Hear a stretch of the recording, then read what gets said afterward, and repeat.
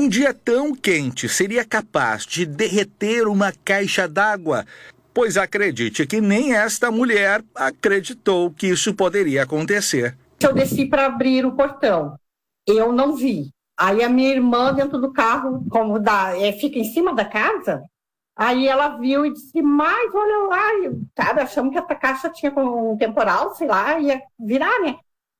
Mas que nada, a caixa, acho que um vizinho aqui do lado disse que é de plástico. Isso ocorreu em Cidreira, no litoral norte gaúcho. A caixa de polietileno foi comprada há cerca de um ano e acabou não resistindo às altas temperaturas.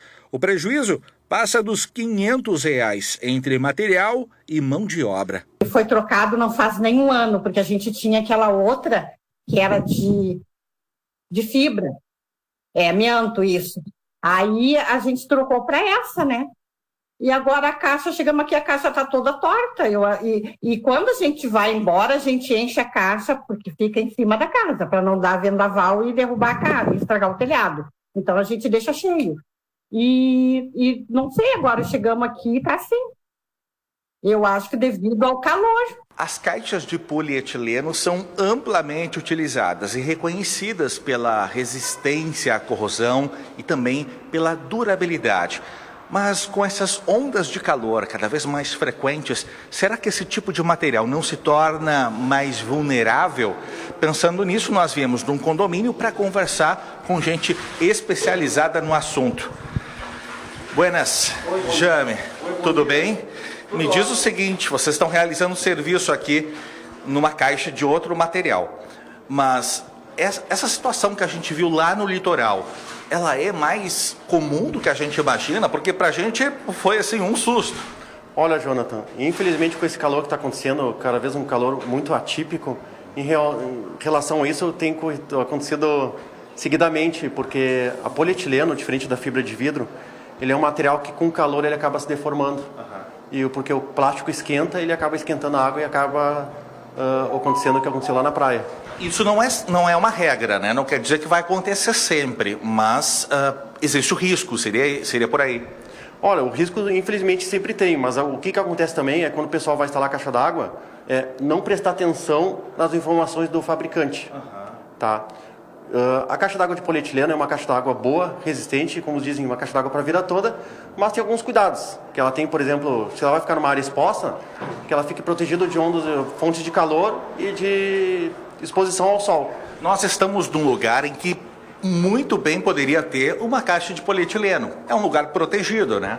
Protegido, sem calor, sem fontes de calor, tá? Então, a princípio, nesse local aqui que é fechado, ventilado, aqui estaria o local perfeito para a instalação dela. E essa aqui poderia ser instalada na parte superior do prédio, da residência, justamente porque ele aguenta muito mais a variação de temperatura. Essa caixa é feita de que material?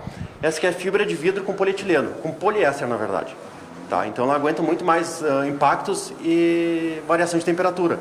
Porque aqui no Rio Grande do Sul, Porto Alegre, nós temos às vezes 3 estações no mesmo dia, né? Nós saímos com frio, 40 graus meio-dia e de noite é frio novamente, então, ou com chuva. Então isso aí, às vezes, o que é o problema? O problema é a variação de temperatura. E a manutenção da caixa d'água, ela não pode influenciar também na condição dela, na resistência dela, a forma como tu mantém, se tu faz a manutenção, como o fabricante prevê, impacta também na durabilidade dela? Olha, o que acontece é o pessoal às vezes esquecer da limpeza da caixa d'água, porque é um item que sai da nossa linha, da nossa visão, porque a caixa d'água está sempre na parte superior e acaba sendo negligenciado. Tá? Mas desde que seja feito bem a instalação, isso a princípio não interfere. Só que a diferença é que a gente fazendo um acompanhamento, nós conseguimos justamente fazer essa avaliação de como é que está a instalação e se teve alguma deformação com intempéries do tempo. Além dos problemas estruturais, caixas d'água podem representar riscos à saúde quando sujas ou danificadas. A obrigatoriedade é uma vez por ano, onde a própria vigilância sanitária sugere que seja feita a cada 6 meses. Dos condomínios. Dos condomínios. E a residência também, como não tem obrigatoriedade, a gente acaba passando essa mesma informação, mas sem ter obrigatoriedade. Muita gente acaba deixando mais tempo sem fazer a limpeza, né? Infelizmente acaba mais tempo porque sai dali a nossa linha de visão, então a gente acaba não enxergando. E como é que fica assim a caixa d'água muito tempo sem ser limpa? Olha, já encontramos pedaços de metal, pedaços de plástico, traça, barata, mosca. Por isso que a caixa d'água tem que estar sempre bem vedada. A tampa da caixa d'água também faz parte da caixa d'água. Então, o ambiente tem que estar limpo. Não pode ter fontes que podem acumular traça barata. Perfeito. Papelão, lata de tinta à base de solvente não pode ter. Lata de thinner, porque a caixa d'água ela puxa esse gás que está no ambiente. Então tem que ser um ambiente limpo, sem papelão, sem madeiras, onde pode acumular traças, baratas, moscas, ratos. Se você mora numa casa térrea ou sobrado, limpar a caixa d'água pode ser mais fácil do que parece. O primeiro passo é fechar o registro de água e amarrar a boia para evitar o desperdício. Depois, é só usar uma esponja macia e produtos seguros, como cloro e detergente, para deixar tudo limpinho. Agora, se a sua caixa d'água for grande, estiver em um lugar muito alto ou de difícil acesso, aí é melhor chamar uma empresa especializada. Segurança em primeiro lugar. Afinal, manter a água limpa é essencial para a saúde de toda a família.